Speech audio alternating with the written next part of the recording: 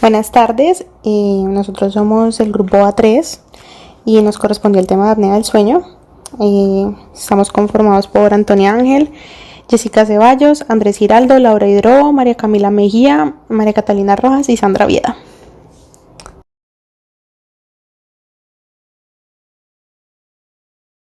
Bueno, en cuanto a la epidemiología de la apnea, tenemos que esta es la tercera enfermedad respiratoria más frecuente, siendo la primera el asma bronquial. En la población infantil se da entre el 1 y el 3% y la prevalencia aumenta con la edad. En los hombres, el índice de apneas y hipoapneas mayor a 5 afecta en un 26% en la población varonil. Un índice apnea-hipapnea mayor a 15 afecta en un 14% y un índice de apnea-hipapnea mayor a 30% afecta en un 7% a los hombres. En cuanto a las mujeres, un índice de apneas-hipoapneas mayor a 5 afecta en un 28%, un índice apnea-hipapnea mayor a 15 afecta en un 7% y un índice de apneas-hipoapneas mayor a 30% afecta en un 3% a la población femenina. Cuando la apnea o hipoapnea se acompaña de síntomas, se va a denominar síndrome de apnea durante el sueño o SASH según sus siglas. Esta es bastante prevalente y se puede definir en los siguientes grupos. Prevalencia por edad y sexo. El 10% de los hombres de entre 30 y 49 años la presentan. El 17% de los hombres de 50 a 70 años también la presentan. En cambio, en las mujeres entre 30 a 49 años solamente el 3%. Y mujeres de 50 a 70 años únicamente un 9%. Ahora, la prevalencia por subdiagnóstico. Se calcula que el 20% de los adultos de edades medias tienen al menos SAOS leve y el 80% de los casos permanecen sin diagnóstico debido a que la mayoría son asintomáticos. En la prevalencia por subgrupos tenemos que los enfermos cardiovasculares presentan un riesgo mayor de 2 a 3 veces. Los diabéticos también y los mayores de 60 años hipertensos, sobre todo los mal controlados. Ahora, en la población asiática, por la influencia de ciertos factores cráneoencefálicos, se reduce la luz de la nasofaringe y los hace más prevalentes. En los afroamericanos, sobre todo los niños y adultos jóvenes, y en los latinoamericanos, tienen mayor incidencia grave de SAOS que los blancos, ya sea europeos o norteamericanos. En la mortalidad por este síndrome tenemos que la prevalencia de SAOS asociada con mayor riesgo de morbimortalidad se incrementa con la edad, teniendo un pico aproximado a los 55 años. También existe una relación entre los pacientes masculinos con SAOS y la mortalidad por un compuesto cardiovascular. Y en las mujeres el SAOS es un factor de riesgo de muerte cardiovascular. Se tiene que la tasa de mortalidad para SAOS tratado es de 3.71 por 100 personas al año y la tasa de mortalidad para SAOS no tratado es de 0.94 por 100 personas al año. En Colombia la prevalencia de trastornos del sueño es del 27%, por lo tanto es considerado un problema de salud pública. Como podemos ver en la siguiente gráfica, en Bogotá, Bucaramanga y Santa Marta, la prevalencia global de alto riesgo de apnea de sueño según el cuestionario Berlín fue del 19% y de la escala Stop-Bang fue del 26,9%. En Cali, con la escala Epworth se valoraron 309 pacientes con hipertensión y con este estudio se encontró una frecuencia del 67% para SAOS, una prevalencia significativamente mayor en hombres y una asociación directa con medidas como el IMC, índice cintura-cadera y diámetro del cuello, como se ha mencionado anteriormente. Un factor de riesgo para la apnea es la obesidad. Existen factores agravantes de la apnea, como lo son la ausencia de ejercicio físico, el reflujo gastroesofágico y la falta de sueño.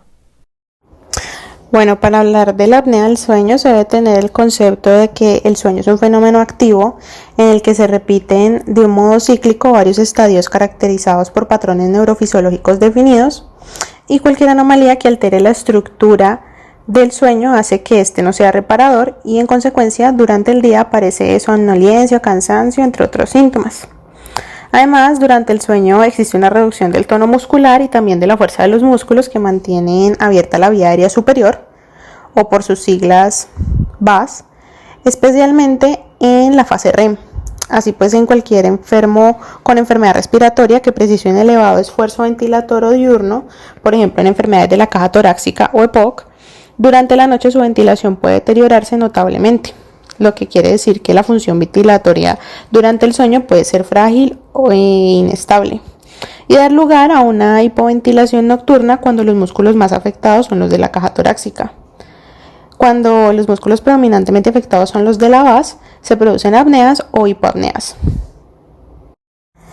Hay que tener claro en la definición de apnea del sueño, debido a que el concepto de esta es el cese intermitente del flujo aéreo en nariz y o boca durante el sueño con una duración superior a 10 segundos, mientras que la hipoapnea es la disminución discernible del flujo aéreo en la nariz o boca durante más de 10 segundos y que se acompaña de una desaturación de oxihemoglobina superior al 3% y o un despertar transitorio no consciente, o denominado aro usual.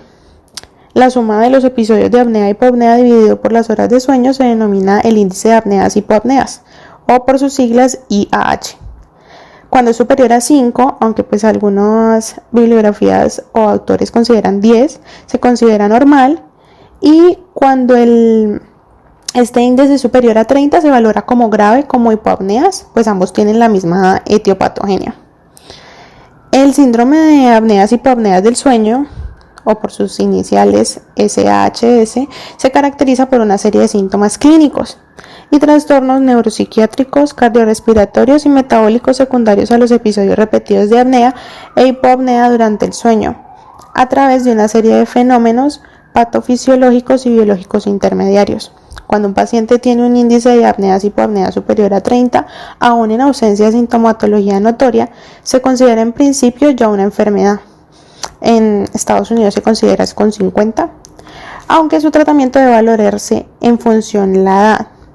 En la práctica clínica parece razonable utilizar un índice mayor a 15 con un índice claramente patológico. Cuando se emplea la poligrafía respiratoria como metodología de estudio diagnóstico, hay que tener en cuenta que el índice está infravalorado, pues en lugar de utilizar el tiempo de sueño se utiliza el tiempo que el sujeto está en la cama. Como promedio, si el paciente relata haber dormido bien, la diferencia suele ser de 5 a 8 puntos. Otro índice que se utiliza es el número de saturaciones por hora del 3%. Es el número de veces que la saturación se reduce en un 3%. Se llama también en dientes de sierra y sus valores suelen ser 5 o 10 puntos inferiores al índice de apneas y hipoapneas. Dentro de la clasificación existen 3 tipos diferentes de apneas e hipoapneas. Están las obstructivas, las centrales y las mixtas. Las obstructivas, mucho más frecuentes, se caracterizan por el cese o la disminución del flujo aéreo en la boca y o la nariz, a pesar de los esfuerzos de la musculatura ventilatoria que lucha contra una obstrucción situada en la base. Las centrales son poco frecuentes, en las que el cese o la disminución del flujo aéreo nasobucal se acompaña del cese o disminución de la actividad de los músculos ventilatorios por la reducción de la actividad de los centros respiratorios. Y las mixtas, en las que la apnea o hipoapnea es inicialmente central y luego obstructiva. En la imagen estamos viendo un trazado polisomnográfico esquemático en el que se muestran las principales características de las apneas obstructivas central y mixta. Deben observar que en todos los casos el cese del flujo aéreo nasobucal, en donde en la apnea obstructiva se mantienen los movimientos tóraco-abdominales, mientras que estos desaparecen en la apnea central. En la apnea mixta, como dije anteriormente, es inicialmente central y luego obstructiva. Factores de riesgo. Entre ellos encontramos antecedentes familiares. La obesidad es un factor muy grande en esta patología debido a que causa un efecto estenosante de la grasa de las vías respiratorias sobre la luz faríngea. Reduce la estabilidad de la pared torácica y disminuye los niveles pulmonares. Encontramos que unos pacientes que tienen alta predisposición a esta patología son los varones con patrones androides de obesidad, o sea, son depósitos de grasa alrededor de las vías respiratorias altas. Por eso es un patrón importante para la medición de esta patología, sería la medición del cuello en el examen físico. También longitud relativa de la faringe que lleva a mayor probabilidad de ser plegable. Encontramos también síndromes genéticos que pueden reducir la luz de las vías respiratorias altas, como son el síndrome de Down y el síndrome de Treacher-Collins. También encontramos hipertrofia adenomigdalina en niños con hipertrofia linfoide cuando las vías respiratorias crecen y el tejido linfoide sufre una regresión. La prevalencia de tener apnea o hipoapneas desciende. También como otro factor de riesgo encontramos la retrognatia o la micrognatia, y estos factores causan reducción del tamaño del espacio posterior de las vías respiratorias. La menopausia es otro factor de riesgo y encontramos que mujeres premenopáusicas tienen una protección de esta patología porque presentan influencia de hormonas sexuales y afectan el impulso respiratorio. También encontramos alta predisposición en síndromes endocrinos como la acromegalia o el hipotiroidismo, en la acromegalia por la anomalía anatómica que se presenta, y también pacientes que presentan diabetes mellitus, hipertensión arterial o asiáticos y pacientes de raza negra. Etiopatogenia. Factores responsables del inicio en las apneas. Para esto les hicimos un video y en su buscador de YouTube van a encontrar esta información con el nombre de etiopatogenia de Sajos. Factores responsables del final de las apneas.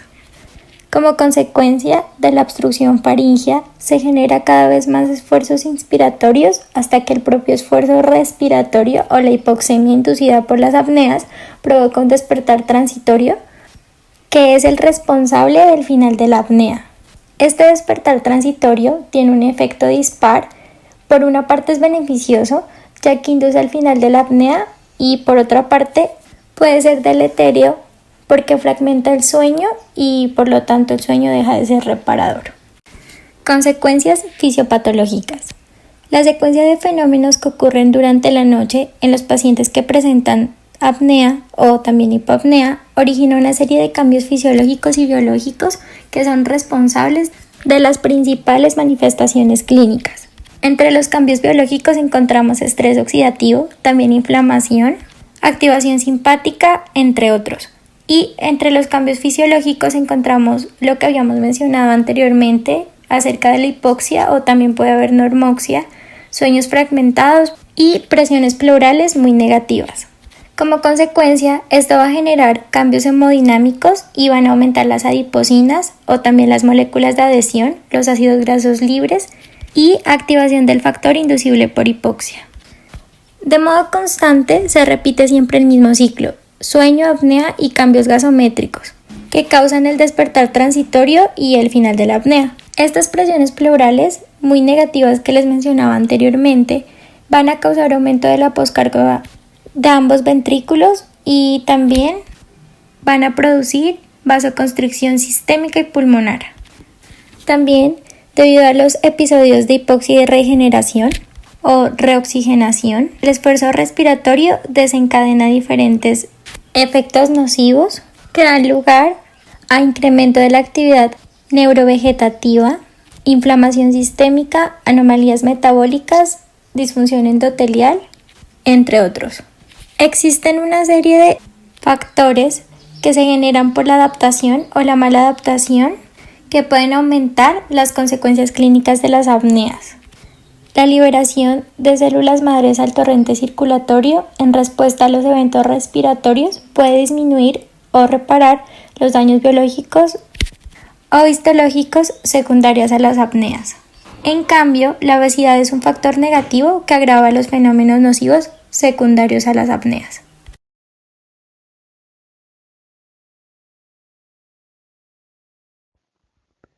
Muy bien, para comenzar quisiera hablarles acerca de cómo es ese desarrollo en base al tiempo del síndrome de apnea y hipopnea del sueño. Para iniciar, vemos que hay un paciente normal con vías aéreas permeables sin alteraciones, que tiene una resistencia de vía aérea superior mínima en límites normales, quien presenta un flujo inspiratorio laminar y no presenta otros síntomas o alteraciones respiratorias. No hay ronquidos ni otro tipo de alteraciones. Este paciente, imaginemos que sube un poquito de peso. Entonces entra en un estado de broncopatía simple. Hay un aumento leve de la resistencia de la vía aérea, hay un flujo inspiratorio ya no laminar, sino que empieza a ser turbulento, empieza a generarse ronquidos, pero hay ausencia de otros tipos de síntomas. Este paciente ya no está un poquito más alto de peso, sino que imaginemos que se entra en un estado de sobrepeso. Cuando entra en este estado de sobrepeso, él pasa de una broncopatía simple a un síndrome de resistencia aumentada de vía aérea superior. En este síndrome, pues hay un mayor aumento de la resistencia de la vía aérea superior. El flujo inspiratorio es sumamente turbulento, empiezan a presentarse ronquidos y microdespertares, pero no hay apneas, hipopneas ni desaturaciones. Este paciente, imaginemos que ya no tiene sobrepeso, sino que entra en estado de obesidad. En ese caso, ya entra a un síndrome de apnea hipopnea obstructiva del sueño, a que se presenta la apnea y la hipopnea, hay fragmentación y compromiso ya del ciclo de vigilia y sueño, hay procesos de saturación, hay hipersomnolencia diurna y múltiples sintomatologías. Todo esto genera consecuencias cardiorrespiratorias, neurocognitivas y metabólicas. La apnea del sueño es una enfermedad heterogénea, dado que su desarrollo es muy lento y bastante progresivo. Entonces, pues sus manifestaciones pueden variar de una persona a otra. Pero hay algo que sí se ve de manera muy repetida, y es que hay unas ciertas características del paciente. El paciente generalmente es un hombre de edad media o mayor de 40 años, quien tiene sobrepeso u obesidad. Es una persona que presenta un cuello corto y quien empieza a tener como principal síntoma ronquidos progresivos que aumentan en intensidad y duración. A esto se le puede agregar elementos como pautas respiratorias observadas por la pareja o el familiar. Adicional a esto puede presentar otras alteraciones, principalmente lo que tiene que ver con el compromiso del ciclo de vigilia y sueño. Aparece somnolencia diurna, eh, presenta un sueño poco reparador, el paciente manifiesta cansancio que le impide realizar sus actividades cotidianas de manera plena y se torna cada vez más pasivo. Esto puede acompañarse o no de disminución del líbido, nocturia, cefalea matinal y otras manifestaciones. También, pues, puede presentar otros elementos como síntomas de reflujo y una afectación leve, un deterioro cognitivo leve debido al agotamiento por falta de sueño. En cuanto a los síntomas que pueda presentar un paciente con síndrome de apnea o hipopnea del sueño, es importante catalogarlos en dos grupos: los síntomas diurnos y los síntomas nocturnos. Los síntomas nocturnos principales son los ronquidos y apneas o pausas presenciadas por testigos, mientras que en los síntomas diurnos se destaca la somnolencia diurna excesiva y el cansancio por sueño no reparador. Tanto los síntomas diurnos como los nocturnos son muy sugerentes de enfermedad, aunque los diurnos son menos específicos que los nocturnos. De por sí, estos cuatro síntomas que les acabé de mencionar, es decir, los ronquidos de larga duración, las apneas presenciadas por testigos, la somnolencia diurna y el cansancio por sueño no reparador, se consideran los síntomas mayores o síntomas principales, y la existencia de al menos dos o más de ellos obliga a plantear un cuadro clínico de síndrome de apnea o hipopnea del sueño y la necesidad de descartarlo para seguir con otro tipo de etiologías. Por la relativa sensibilidad que tienen estos cuatro síntomas mayores, se deben buscar en todo tipo de paciente en el que sospechemos algún tipo de síndrome de apnea. Adicional a estos síntomas mayores, hay un grupo de síntomas menores, pero dentro de estos hay que resaltar aquellos que tienen que ver con la latencia del sueño. Pues se ha visto que en los pacientes con apnea se caracteriza mucho lo que tiene que ver con una latencia de sueño cortada. Algunos pueden presentar incluso insomnio antes de la conciliación del sueño, insomnio durante el sueño o alteraciones para despertarse posterior al inicio del sueño. o en su defecto pueden presentar un despertar precoz. Todo esto que genera, eh, en sí se ha visto que todos estos tipos de alteraciones de la respiración durante el ciclo de vigilia y sueño que alteren el proceso de descanso predisponen a la generación o presencia de trastornos psicológicos y psiquiátricos. Los ahogos nocturnos que refieren a algunos pacientes con síndrome de apnea y hipopnea del sueño pueden corresponder con apneas prolongadas que despiertan completamente al paciente. Pueden incluso relacionarse con sensación de angustia y asfixia, aunque más frecuentemente son causados por episodios de reflujos gastroesofágicos con o sin espasmos glóticos. Los ahogos nocturnos pueden ser concurrentes con un corto periodo o con intervalos de varios meses, lo que dificulta que el paciente los asocie con su roncopatía. Pueden aparecer antes de roncar o después de roncar. Hay que considerar que debe hacerse el diagnóstico diferencial de estos episodios con asma de predominio nocturno, disnea paroxística nocturna o disnea asociada a la insuficiencia cardíaca congestiva. También hay que descartar parasopnias y, y también hay que resaltar otro tipo de síntomas que son menos frecuentes, pero no tan raros, pues.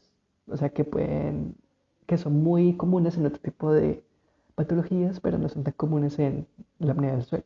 Por ejemplo, la cefalea matinal, la nocturia sin causa obstructiva prostática, la disminución de la libido y la sequedad faríngea. También se puede presentar salivación excesiva, congestión nasal nocturna, diaforesis y, y estos síntomas generalmente se asocian con apnea del sueño no durante el proceso diagnóstico, sino después de iniciado el tratamiento. Generalmente porque una vez se utiliza lo que se conoce como una máscara CPAP, estos síntomas desaparecen. Y es ahí cuando se empiezan a asociar con el síndrome de apnea del sueño. Así que hay que tenerlos en cuenta y tratar de tener una vista amplia para encontrar la correlación que más se acomode. En cuanto a las exploraciones complementarias que nos ayudan a aproximarnos al cuadro de síndrome de apnea o hipopnea del sueño, tenemos lo siguiente. A primero hay que explorar si el paciente presenta sed, pero no es la sed que ustedes piensan. Estas son las siglas para lo que se denomina somnolencia excesiva durante el día o hipersomnolencia diurna. Esta es definida como la sensación de déficit del sueño en los pacientes con síndrome de apnea del sueño y es el resultado directo de la fragmentación del mismo con disminución o ausencia de las etapas reparadoras. Debido todo esto a los microdespertares posapneas o hipopneas, esto es un síntoma inespecífico, pero es muy atribuible al síndrome de apnea del sueño. Esta es casi siempre la causa más frecuente, pero aún así, todo paciente que la presente merece que se le descarten otro tipo de etiologías, patologías psiquiátricas, psicológicas, cardíacas, entre otras cosas. La evaluación de la sed se dificulta porque es un fenómeno muy subjetivo y propio del paciente, pero muchos pacientes lo refieren como un cansancio durante el día, como sueño que no es reparador, como una baja en la concentración con aumento de la necesidad de dormir, como una sensación de déficit en las funciones habituales debido al sueño, y lo manifiestan como párpados pesados o deseo de dormir. Para su medición se ha validado una herramienta ampliamente utilizada que es el índice de somnolencia de Epworth. Esta consta de unos ítems. Cada ítem se califica de 0 a 3, donde 0 es que no hay presencia de somnolencia o ganas de dormir, y 3 es que hay una presencia severa de somnolencia o de ganas de dormir. Y tiene un puntaje total de 24. Siendo así que una puntuación entre 1 y 6 es que la persona presenta un sueño normal de 7 a 8, que el paciente está presentando una somnolencia media, y de 9 a 24 que es una somnolencia anómala, posiblemente de origen patológico. Otros exámenes que se pueden hacer es un hemograma, donde podríamos observar poliglobulia o una anemia leve derivada de una alteración en la eritropoyesis por agotamiento y falta de estos ciclos de sueño. Otros elementos que se podrían hacer es una radiografía de tórax, un electrocardiograma. En la apnea del sueño pueden presentarse totalmente normales en épocas iniciales a semitardías de la apnea del sueño, pero también nos ayuda mucho a descartar otro tipo de patologías de origen cardíaco, respiratorio o extrapulmonar que podrían estar causando estas alteraciones a la hora de dormir. Otros elementos que también se aconsejan, por ejemplo, un TAC de cabeza y cuello que nos permite ver las estructuras maxilofaciales y de la vía respiratoria y así descartar posibles alteraciones en lo que tiene que ver con el flujo de aire. Dentro de las consideraciones adicionales que se deben realizar, siempre hay que hacer un buen examen físico de cabeza a pies y se hace alto énfasis en examinar cómo se encuentra la cavidad bucal. Si hay presencia de una vía aérea permeable o si por defecto hay alguna alteración estructural que nos esté llevando a una disminución en ese flujo aéreo. Para esto tenemos dos clasificaciones, la de Mallampati de 4 grados para visualizar las estructuras anatòmicas faríngeas, donde 1 es una estructura normal y 4 es una estructura con una cierta afectación severa de la permeabilidad aérea, y la clasificación de Friedman, que tiene 5 estados de la A al E, y esta nos ayuda a determinar si es necesario realizar un proceso quirúrgico para mejorar esa permeabilidad.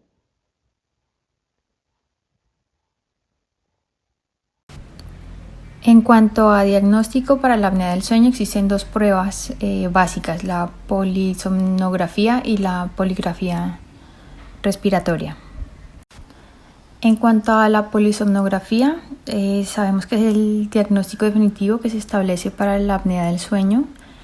Esta prueba incluye la medición de una serie de variables fisiológicas durante el sueño. Encontramos que se mide la parte neurológica por medio de un electroencefalograma, los movimientos oculares y la actividad muscular del geniogloso. La parte respiratoria nos va a medir el flujo aéreo boca-nariz, movimientos tóraco-abdominales y la saturación del paciente. Otras variables que también se observan en esta prueba son los ronquidos, el movimiento de las piernas y a la vez se le está realizando un electrocardiograma al paciente. Las variables neurológicas mencionadas anteriormente, como los movimientos oculares, el electroencefalograma y la actividad muscular del geniogloso, nos permiten analizar el sueño, sus estadios y su calidad. Como vemos aquí en la primera imagen a la derecha, vemos que en diferentes fases, tanto REM como no REM, y las diferentes fases de no REM, el trazado del encefalograma es diferente. Esto nos permite evidenciar cuánto tiempo pasa un paciente en una fase y cuánto en otra. Los movimientos oculares en el sueño REM y no REM se observan diferencias también en el trazado. Esto nos ayuda pues a tener una evidencia más cercana a todos los estadios del sueño del paciente. En cuanto a las variables respiratorias, estas nos ayudan o nos permiten clasificar los eventos como apneas o hipoapneas, así como determinar si son centrales sin movimiento tóraco-abdominal u obstructivas con movimiento tóraco-abdominal o también mixtas. Además se valora el grado de saturación. Entonces lo que podemos ver aquí en esta imagen son estas mediciones. Vemos en la primera franja, la naranja, cómo se evidencian algunos ronquidos, los periodos de apnea. En la segunda franja, algunos movimientos tóraco-abdominales ahí, y en qué momento puede sufrir de saturación el paciente. Sin embargo, la polisomnografía es una prueba que requiere muchos protocolos, necesita la hospitalización del paciente, necesita el monitoreo y los equipos costosos. Por lo que se han creado pruebas un poco más simplificadas que únicamente realizan y analizan las variables respiratorias, como la poligrafía respiratoria. Esta prueba puede realizarse tanto en el domicilio como en el laboratorio del sueño o intrahospitalarmente.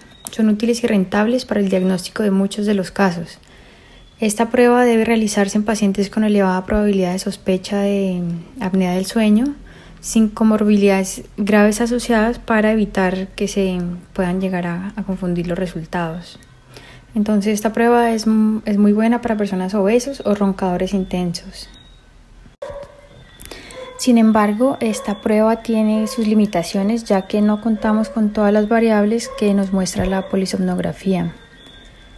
En general, la poligrafía respiratoria infravalora el índice de apnea e hipoapnea, ya que al no conocerse el tiempo de sueño, el número de apneas se divide por el tiempo de registro. En cuanto a la oximetría, analiza la saturación de modo continuo y permite priorizar a los pacientes.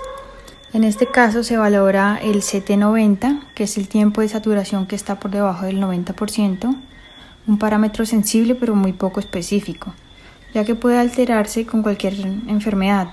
Podemos encontrar que el EPOC lo altera o incluso la obesidad. Segundo, también encontramos que se mide el número de saturaciones clínicas por hora, que este sí es un parámetro un poco más específico. Tenemos que tener en cuenta que en los pacientes con apnea del sueño grave se observan desaturaciones cíclicas con morfología de dientes de sierra, como lo vemos en la imagen a la derecha, en el que tiene la letra A. Bueno, y entonces, ¿cuándo vamos a mandar una poligrafía respiratoria o una polisomnografía? Vamos a mandar una poligrafía respiratoria cuando tengamos casos altamente sospechosos y que nuestro paciente no tenga alguna enfermedad grave. Vamos a enviar esta prueba teniendo en cuenta que tiene sus limitaciones, pero pues que es un poco más barata, es un poco más asequible, es de más fácil manejo, tanto puede ser como domiciliaria como intrahospitalaria. En pacientes complejos sí vamos a enviar la polisomnografía, ya que podemos encontrar alguna confusión con alguna otra patología que sufra nuestra paciente, como la falla cardíaca, el insomnio o la fatiga crónica. También cuando sospechemos de alguna causa o enfermedad neurológica, es mejor enviar este estudio. Para enviar la polisomnografía, también cuando veamos que ya le hicimos una poligrafía respiratoria y no coincide con la clínica que está manejando el paciente. Por último, aquí encontramos cómo se reporta una polisomnografía o cómo se ve mientras se realiza el examen. Vemos que en la primera parte va a estar la parte neurológica, los movimientos oculares, el electroencefalograma, electromiograma. Luego se pasa hacia la parte respiratoria, donde vamos a ver si tiene o no tiene cánula nasal para oxígeno, las bandas de esfuerzo respiratorio, tanto torácicas como abdominales. Se sigue con el sensor de ronquido y pasamos a la parte cardiovascular con el electrocardiograma, el pulso oxímetro y la frecuencia cardíaca. Igualmente aquí también al final se presentan los sensores de movimiento de extremidades y como anotaciones de cuál es la posición corporal del paciente. Al diagnóstico diferencial de los pacientes con apnea se tiene un protocolo para la derivación del paciente, ya sea de la atención primaria a un hospital de referencia. Este cuestionario cuenta con nombre, peso, talla, edad y profesión. También se evalúa la higiene del sueño, como cuántas horas duerme habitualmente y si el trabajo incluye de noche.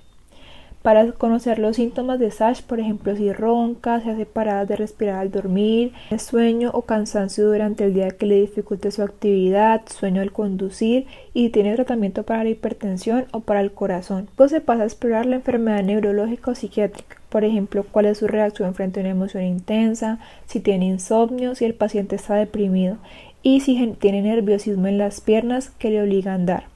También si tiene conductas agresivas mientras duerme y también si tiene terrores o sonambulismo. Luego tenemos otros donde se investigan los fármacos y si existe algún síntoma variable o enfermedad importante. De la exploración física se deben valorar anomalías maxilomandibulares, macroglosia que impide ver el área amigdalar o amígdalas hipertróficas o anomalías nasales. Y de acuerdo a esto se identifica si se manda una polisomnografía, un PSG, un CPAP, y también su tipo de derivación, si es normal o urgente. Tratamiento para la apnea del sueño.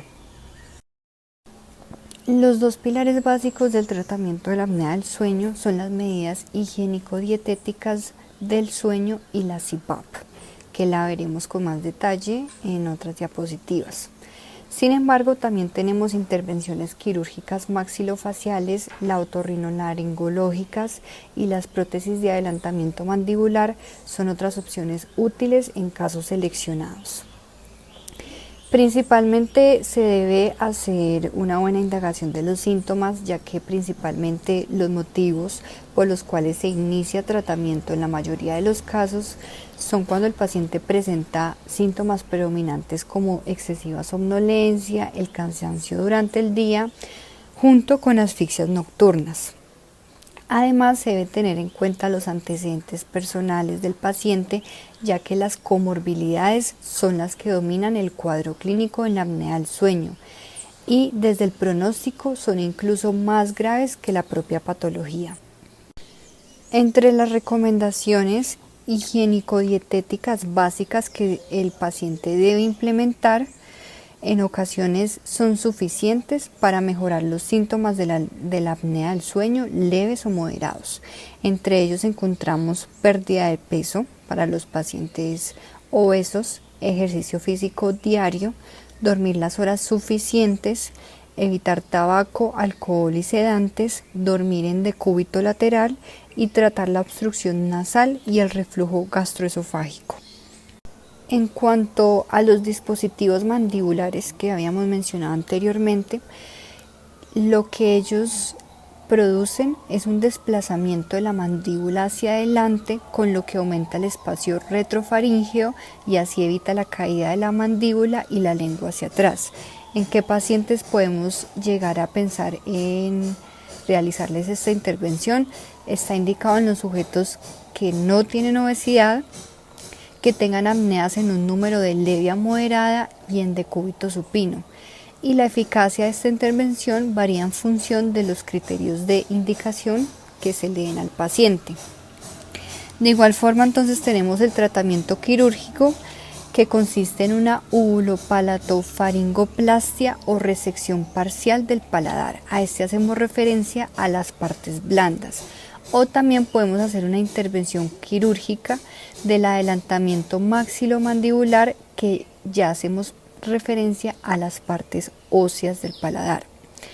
Ambas opciones deben ser consideradas en pacientes seleccionados con alteraciones específicas en dichas áreas. Entonces, por ejemplo, un paciente que presente una retrognatia mandibular, recordar que esta es una anomalía ósea en la que existe falta de crecimiento del hueso mandibular, por lo que la mandíbula es pequeña, o por ejemplo pacientes que presenten amígdalas gigantes son pacientes indicados para realizar este tipo de intervenciones. Bueno, un dato importante para añadirle es que digamos que a algunos pacientes que tienen obesidad mórbida, en estos pacientes se recomienda la cirugía bariátrica, porque en algunos casos la obesidad puede ser la causa de esa apnea del sueño, y pues se ha visto en algunos casos que por medio de la cirugía bariátrica mejora la sintomatología y no hay necesidad de hacer ningún otro tipo de tratamiento. Bueno, a continuación les voy a hablar del CPAP, que es el tratamiento de elección en el caso pues de la apnea del sueño. ¿En qué consiste este tratamiento?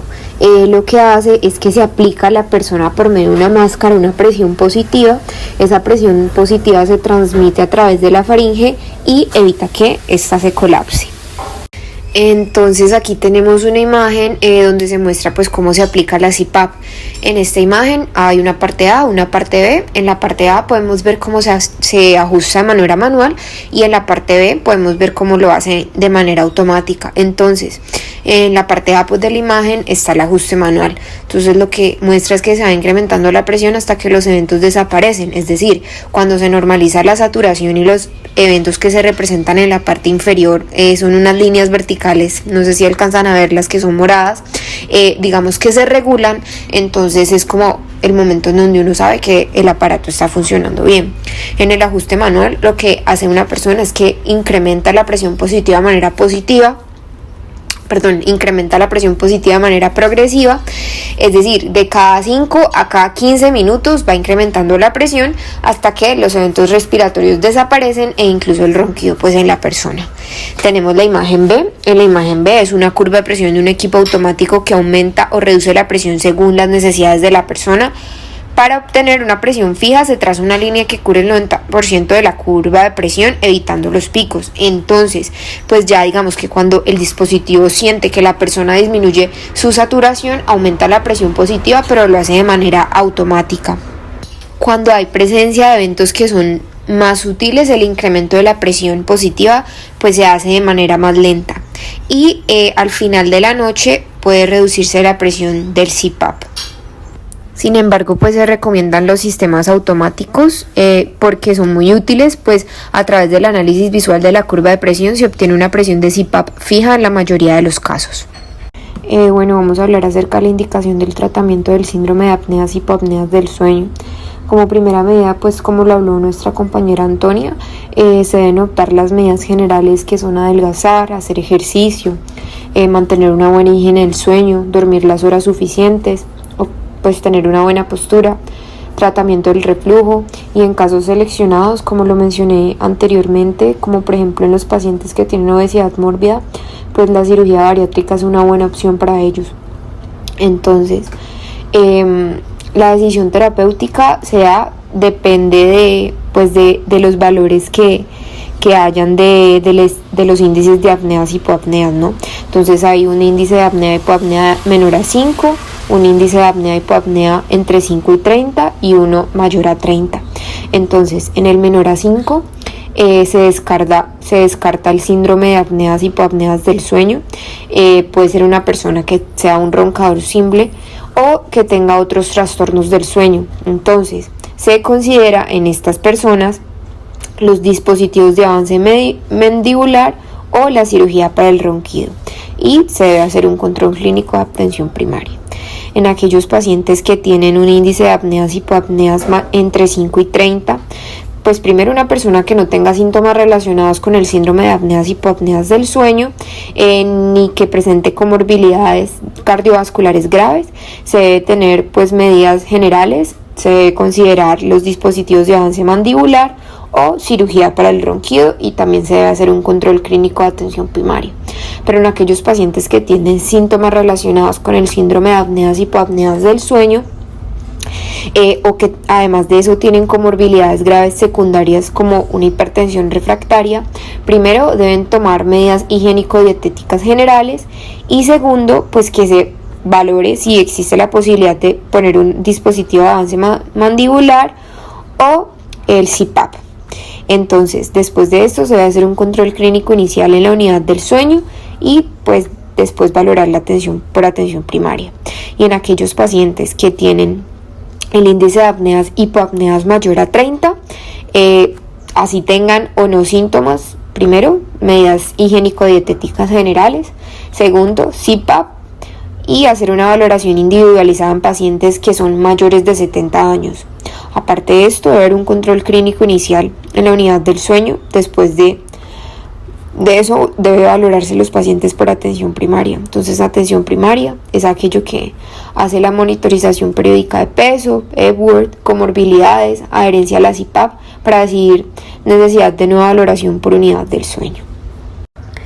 Es fundamental que se tenga en cuenta que el CPAP no es un tratamiento curativo, por lo tanto es importante que las personas lo utilicen todos los días con plena responsabilidad para que pues noten los cambios en la sintomatología de apnea del sueño.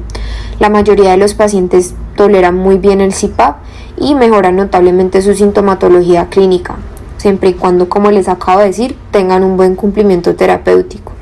En estos pacientes es importante que se les haga un control adecuado, especialmente durante los primeros 3 meses, pues en ese tiempo digamos que se determina el futuro de esta patología.